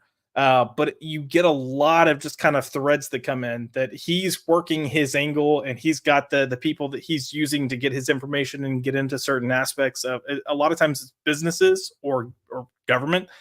And but China may not be happy with what he's delivering, so he might have some competition coming in, but he also might have some threats. So it was actually written really well, and Max and I talked about how Pornsak did a issue of Silver Coin that was just god awful. But yeah, no, Jamin D, it's I wouldn't say it's a story of a villain. I would say it's an interesting story that you've got a character that is doing something for his country, but he is his human aspects are at full range here. That he's kind of, I think it's something that all spies do. I think a lot of spies are asked to do terrible things, but they are human beings. And I think at some point it takes a toll and they start questioning, is this what I should be doing? Is getting people killed the right thing? So, oh God. Salty's coming and saying I'm a Russian asset. Dang it. You caught me. No, it was just an interesting take. And it was nice to see something that was from a spy perspective that's a little more true to form, but actually written relatively well and still engaging and exciting. And there's some solid action in the issue. So I would say check it out. And the Dodsons on art, like, come on. Like, they're great artists. So Drew, we're going to go on to your number 3 pick. And that is The Magic Order 5, number 1. So this is written by Mark Miller with art by Matteo Oh God, Buffagni. We're gonna help some of these people with these names. We're just gonna start giving them American names. And Giovanna, sorry, I went with the wrong gender. Giovanna Nero. Drew, I'm just gonna let you talk about this. How about that? That works. So this picks right back up after the events of part 4, and we've kind of followed Cordelia here, and yeah, she's been informed she's going to be dying soon, and let's just say what happens to her in this issue, it's not looking too good. But what's special about this issue, especially this run, is how creepy and unsettling and horrifying this issue is. You're dealing with like kids being kidnapped, people being kidnapped, and members being wiped above the kids and everything. It's very, very unsettling and creepy. And something like that may or may not happen to the lead character in this. You also got to read to find out. And I love the art in this. It does a great job setting the mood and the tone. And one of the monsters, demons, shows up a little later in this. It looks terrific. Yeah, this is the Magic Order. It's been 4 full volumes so far, but this is the first one. I really feel the horror of what's what's happening. Nice. I don't know what happened with me this month, but I don't know if this sold out at my comic shop. I didn't realize this even came out. You sent me your list, and I was like, "The fuck?" And I was like, "Oh, whoops." So yeah, striking out there. No, it sounds like it's pretty interesting, and I'll have to check it out. So we're gonna move on to our number 2 picks for September 2024. And coming in for my number 2 pick, I have Conan the Barbarian, Battle of the Blackstone, number 1, written by Jim Zub, art by Jonas Scharf, and colors by I missed the first name here, but Canola. Striking out, dude. Striking out this week. Drew, this is the one that you got a little pissy about because he thought I missed earlier. But we get this kind of do we want to call it a spinoff? Should we? I guess it's a spinoff of Conan. Kind of, yeah, but no. The thing is, it's knee deep in Conan, but it's also involving a guys like Solomon Kane and my new favorite adventurer from the 1920s, and it's a couple of mysterious investigators from like the early 1900s. Yeah, this is a blast. And what's great is that we don't really know what exactly this is. The Blackstone is. We just know it more or less. It takes you over mentally. In Conan's case, he just turns into like an even more lethal killing machine, and it's terrifying. And it's great seeing all the characters come together now, and we have a reason why they're all together. And yes, because of the Blackstone. But yeah, this is a fun event. This is the fun first issue, setting things up, getting all the players into place. Yeah, do check this out. Oh, hold on. I gotta deal with bitch Von Priestley for a second because he's chastising me. He's like, "How dare you? It's within continuity." I know it's within continuity. My point is, it's not in the main title. It's not a story in the main title. They are purposely doing a completely separate title. So I was trying to figure out how to describe the fact that it's not in the main title, but it's still like very much Conan lore. It's within continuity. That's why I said like a spin-off. You can be a spin-off and still be in continuity, you goober. But yeah, no, I loved it. I love that this relic is kind of impacting all these people. If we're being honest, it is a slower issue because there's a lot to set up. But Jim does it very efficiently, very quickly, and you grow to like all the characters he introduces rather quickly as well. Like they've got a fun little each of them have a fun little quirk to them. And I'm with you, yeah. That the scene where Conan goes even more barbarian, I guess, and really just kind of lets loose was a nice little nod. What did you think about Jonas Scharf's art? Did you like it? I mean, especially compared to like Robert De La Torre and Braithwaite. Like, how do you feel like it compares to them? It's not my favorite. It's good. Yeah. It's different, and this is a different type of story. This is more like a horror event going on here with Mhm. Conan, and I feel like that art fits this story. Gotcha. Nice. Max is coming in with a how dare I, because it's not my number one. Well, listen, like it just said, it is a little slow because it's got a lot of setting up to do. And it's I don't want to say exposition in a negative way. It's exposition done really well, and I'm intrigued and I'm on board, but I think something had a better launch. So we'll see what that is in just a second. But yeah, no, I thought this was a fantastic book, and I'm 100%. I can't wait to see what else goes on and what they do here. And I'm glad that they are telling it in its own title, if that makes sense. Like, we can keep doing our Conan thing over here and have this title running separately.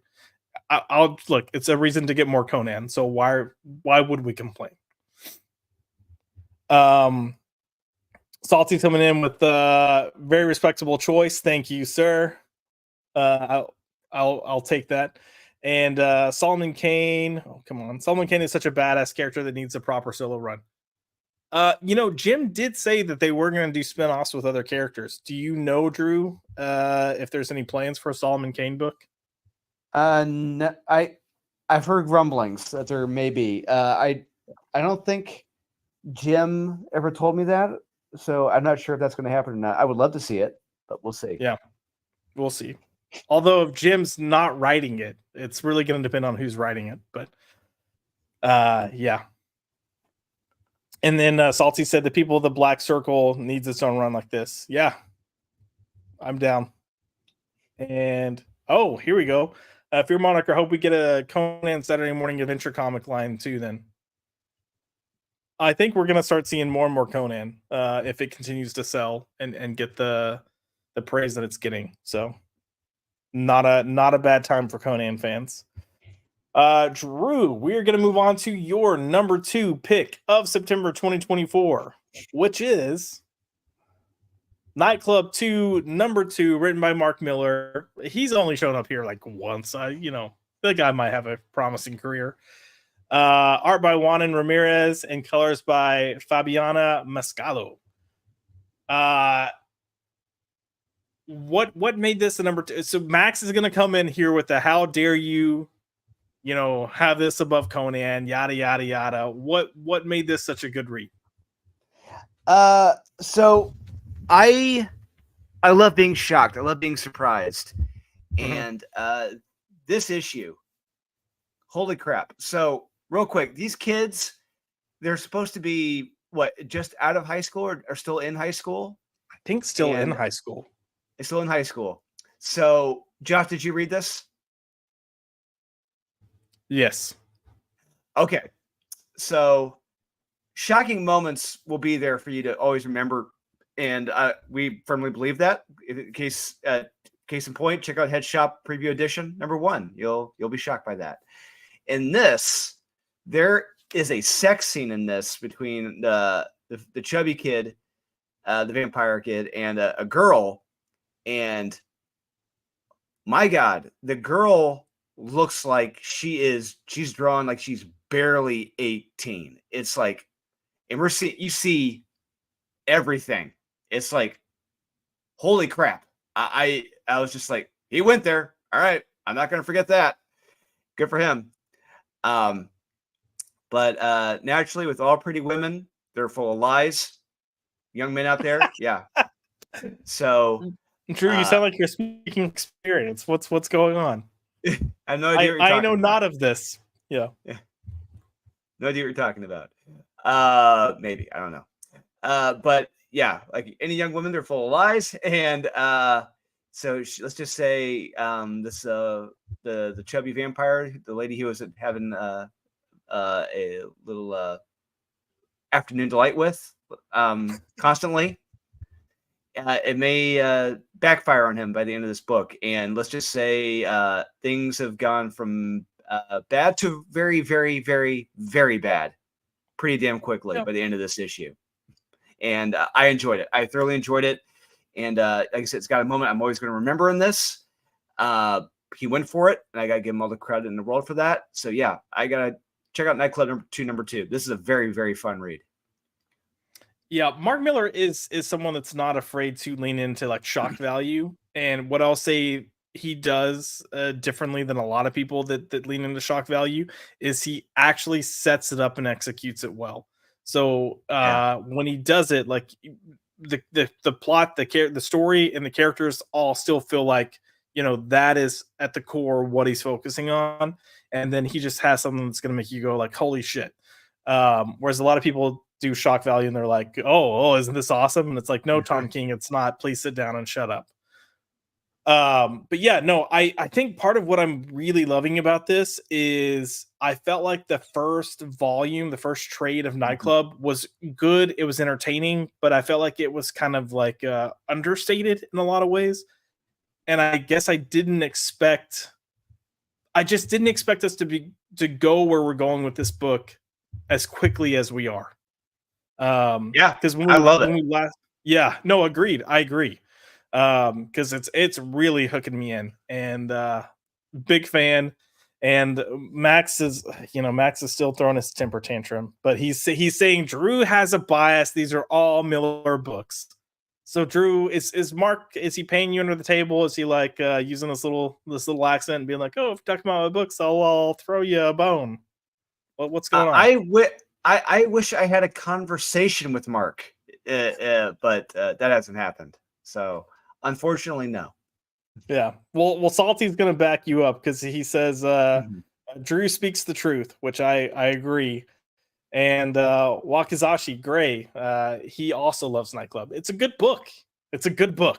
So if Max isn't reading it, that's his own fault. But it's a good book. And I think this is a worthy choice. I would not have expected this to come in at a number 2, but I think it's very worthy of that number 2 because. And like I said, a lot of creators, they'll just go with emotions. They have their things, nothing really memorable about it. But this issue had like 2 or 3 moments where I'm just like, I am never going to forget this. And and already just in general, this the chubby best friend Sam, like he's already starting. Nightclub 2 issue number 1 was starting off with him in a different place, and I think we expected him to be. So it's been nice, but all right, we're gonna move on to our number 1 picks. So we're coming in with my number 1 pick for September 2024, which is the Magic Order 5 number 1. So I was not lying. Drew sent me his list, and I was like, "The fuck? Are we sure?" I didn't see this, and I looked it up, and I was like, "Oh shit, it did come out." And yes, my LCS did sell out, and I had to download this yesterday from Comixology and read it real quick because I was like, "All right, it's high on his list, so I need to figure out what's going on." But I will say the book that got knocked off was the Lobo book, which didn't even come out in September. So there you go. This is a true September list. I loved this, and I did not expect to love it. I was just the whole pacing of it, and starting off with Cordelia and not even Cordelia, the woman that has the baby and like gets beat in a park, and this demonic poltergeist looking figure takes the baby. It is incredibly creepy. And then you have this kind of like 2 to 3 pages that almost reminded me of a W. Maxwell Prince book, like really kind of going into the themes of depression and how it's ruining her life. And then she meets someone that's had similar loss and manages to pull herself out. So right as you think you're kind of moving into this, like, okay, we're going to get like a somewhat of a feel-good story, she finds a guy, gets married. Well, doesn't get married, but they shack up, and they have another kid, and this fucker comes back and beats her and steals her baby again. And I'm like, what kind of sacrificial like ritual is going on here? But it's very unsettling. It kind of keeps you off kilter.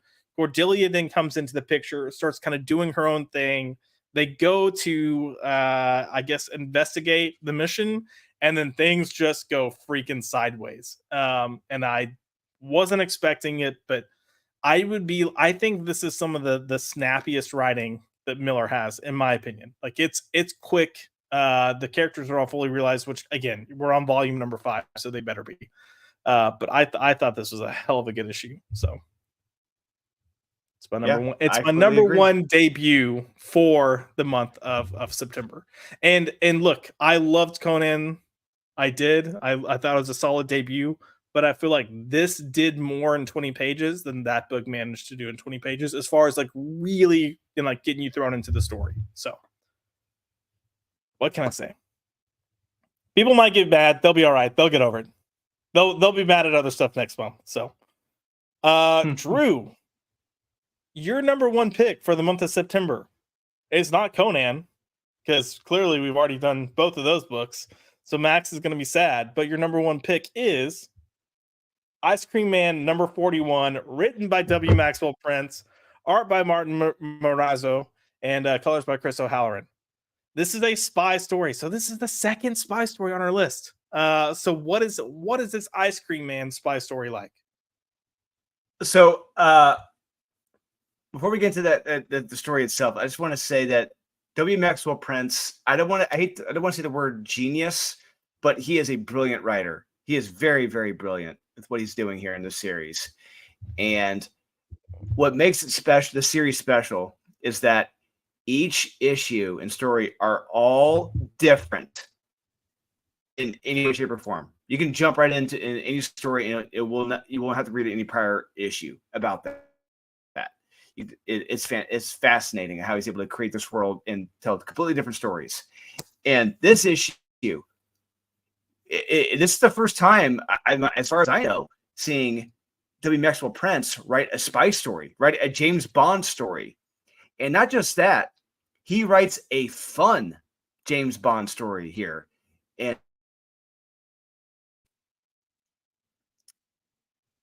Uh-oh. We lost Drew. Did you lose me? Oh, yep. You're back. You're back. Oh, what happened? Go ahead. You're good. You just went silent. Okay. All right. Yeah. So where did you lose me at?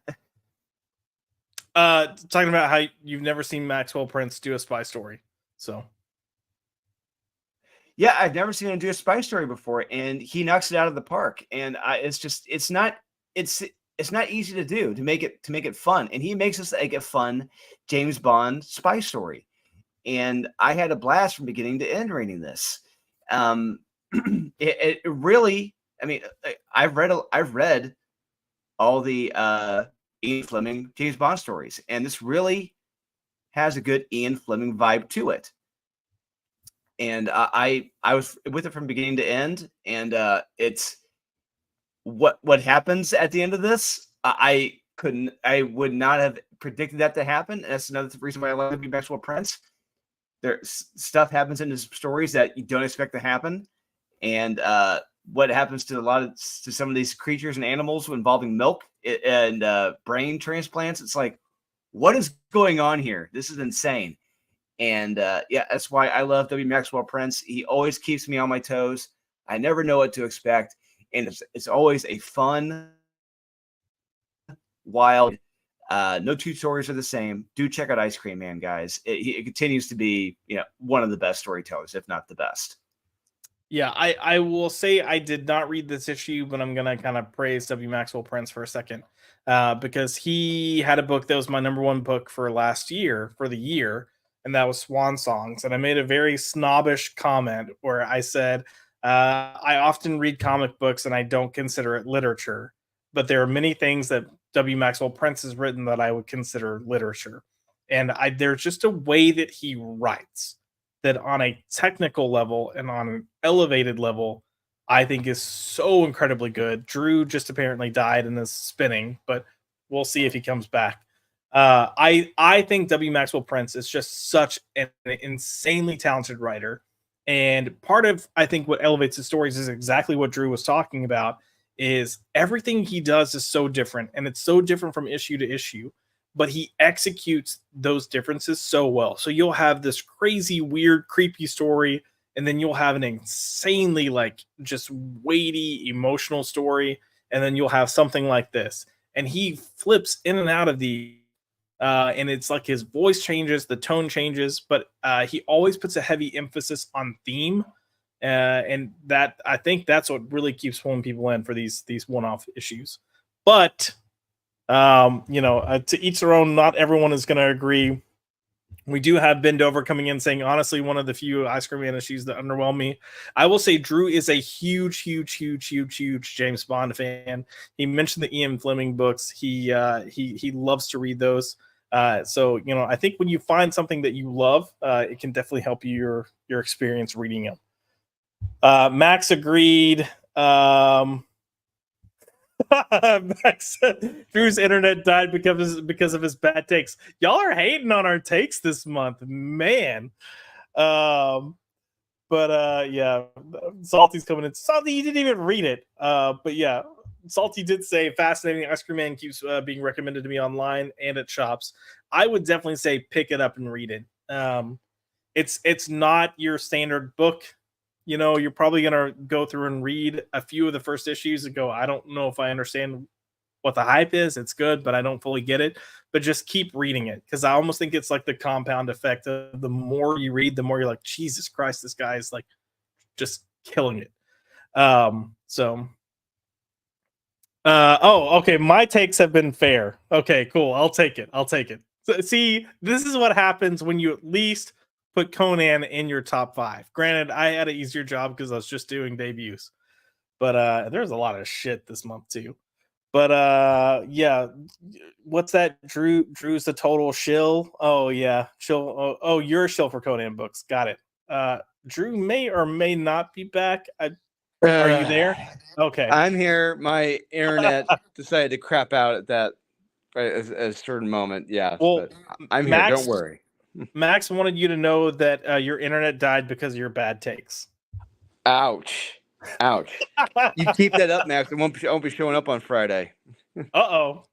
Well, Max, it looks like I might be filling in again. Just let me know. So, Max said I was right. Oh, geez. But yeah, no, I highly encourage, go pick up Ice Cream Man. They've got some great little collection. Hold on, I'm gonna see if I can pull it. Oh no. There's a great hardcover collection that's out there. Not too hefty, but still a solid collection. And I can't remember how many issues are in this one.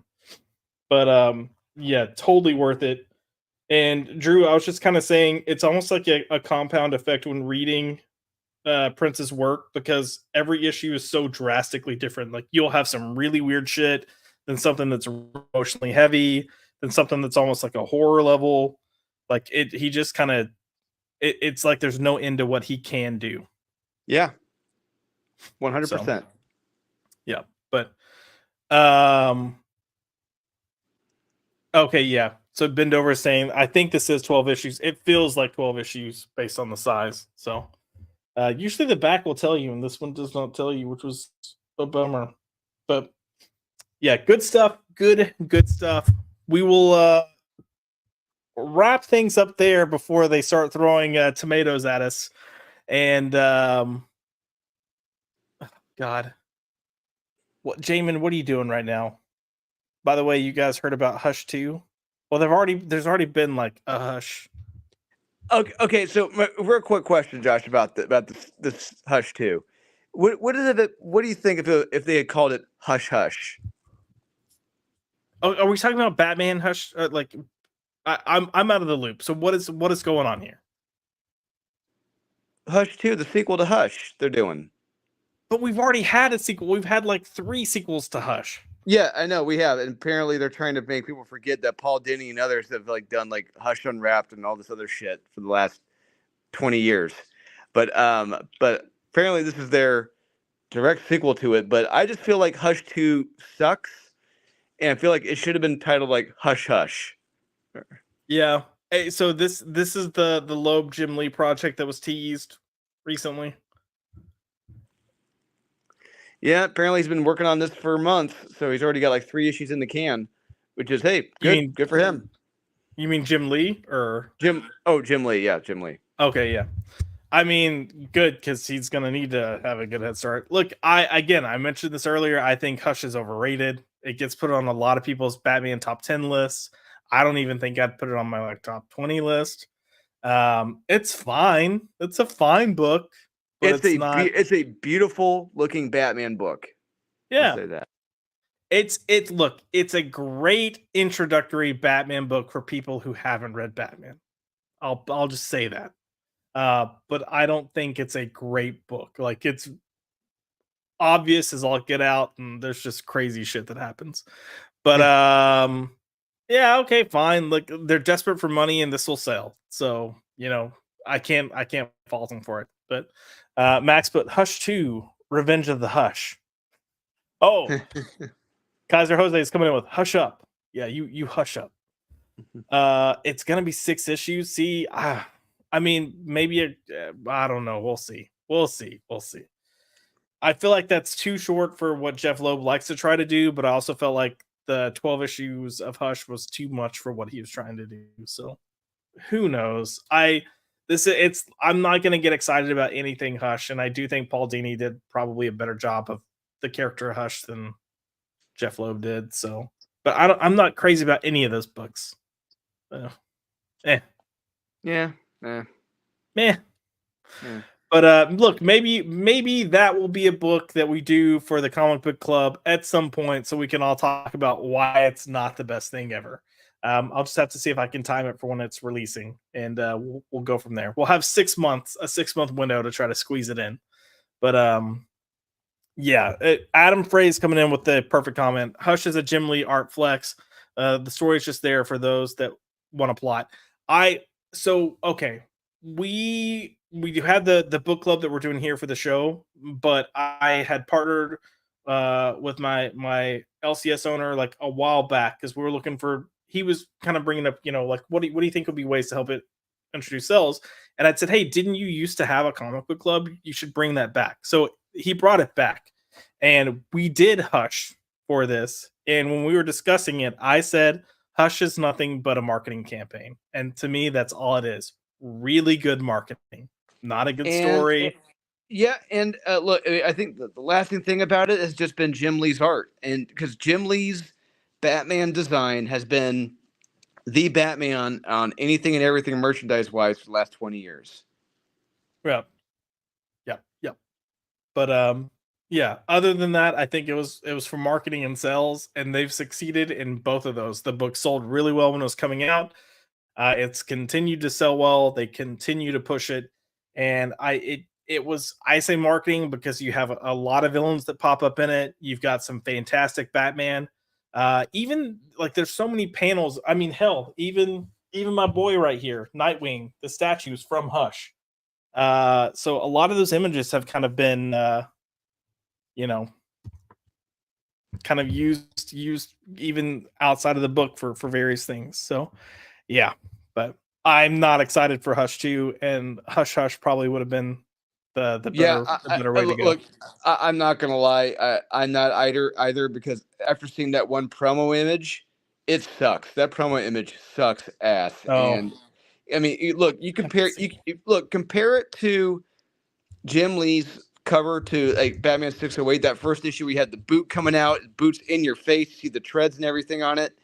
That's full of energy, and you know what you're going to be getting with it. And this cover, it's like it looks like Jim Lee half-assed the cover.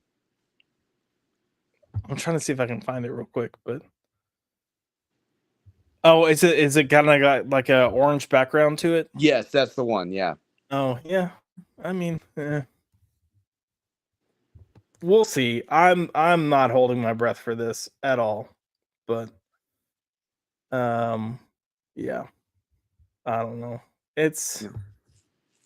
It's fine. Like it's Jim Lee doing Jim Lee Batman at this point, and we've seen so many covers. I'm willing to bet. I don't think this was even a Hush cover because Jim Lee has all these covers that he's just done for random books when needed. I feel like this was just a Jim Lee Batman cover, and then they went back and added in their graffiti so it would be connected to Hush. I mean, because you got Loeb and all that's on there. So that's Yeah. legitimately what I think. I think this was just one of his stock covers, and then they're saying it's for Hush. But Yeah. Yeah.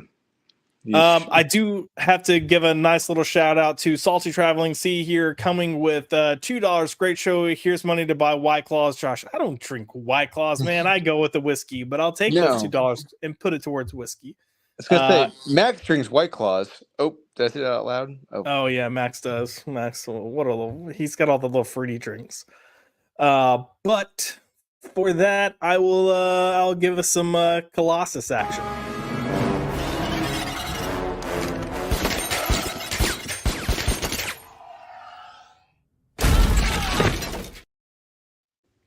Hell yeah, I'll drink to that. Yeah. Yeah, we're gonna go ahead and wrap things up for the night and go get some sleep because it's late for you, Drew, and I know you've had just a nonstop weekend.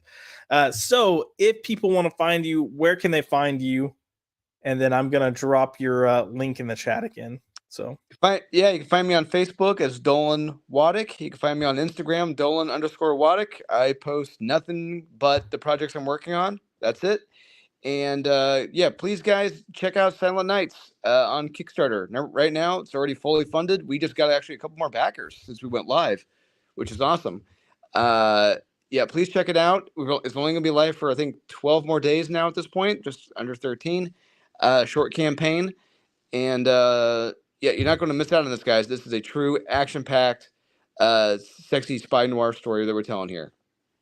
Nice. That link copied weird when I just tried to copy it from the thing, so I had to open up the full page. But I put the link for the Kickstarter for Silent Nights in the chat. Make sure you go check it out. Go back it if you haven't already. It's a beautiful book one, and it's a really fun action-packed romp. We may or may not be some skin in there. I don't know. But yeah, no, great read. As for me, you can find me here. I started to say every Tuesday, but that's potentially a lie. So I'm not going to say that, but we should be here weekly for the most part. We have some great stuff coming up. Next week, we should be doing Culture Popped. The week after that, we will have a return to our book club, and we will be doing God Loves, Man Kills. So if you're potentially interested in being on the panel, reach out, let me know. We'll talk, but we'll get a nice little panel to discuss this book and kind of get our Marvel book out of the way for the quarter. Other than that, you can find me on Twitter at Joshua L. McDonald, and the channel's handle is @ByPopped. And yeah, come nerd out with us. That's what we want to do. There's going to be a lot more content focused content. Shit. Oh man, I'm gonna crash so hard after this stream. Like it's gonna be great. Like it's your job. A lot of our videos are gonna become less so of a pop culture commentary, much more of a content focused discussion or review. So I've got stuff that I'm kind of lining up and planning to launch. And I just need to finish editing our video with Max because we watched Buffy the Vampire Slayer. So hopefully I'll be able to sit down this weekend and knock that out and get that out before Halloween since it is spooky season. So good stuff coming. Just keep an eye out. If you're not subscribed, please subscribe. Please like the channel. Thank you for putting up with my dumbassness for the night because, man, I had a ton of flubs. But yeah, that's part of the fun, right? Like, come make fun of me. Anyways. I hope you all have a good night. Thank you for coming, and we will see you here next week to talk about more nerd shit. All right, later, guys.